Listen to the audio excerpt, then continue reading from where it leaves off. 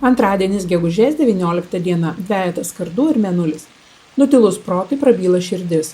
Dvejetas kardų tai korta apie pasirinkimus, kuriuos sunku padaryti. Aklavietė, kai protas bando kontroliuoti tai, ko nežino.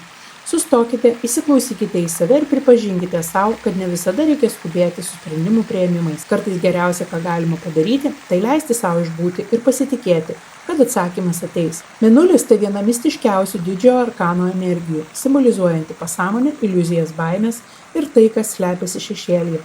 Ne viskas yra taip, kaip atrodo. Gali būti kažkas slepiama, iškraipama ar tiesiog neaišku. Tad pasitikėti intuicija, sapnais ir vidiniais ženklais būtų pats geriausias sprendimas šiandien.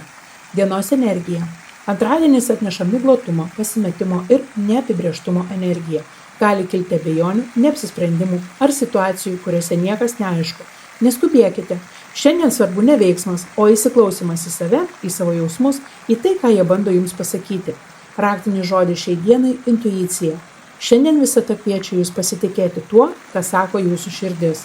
Dvejetas kardų ir mėnulis šiandien tai kvietimas sustoti, įsiklausyti ir leisti tiesai ateiti per jausmus.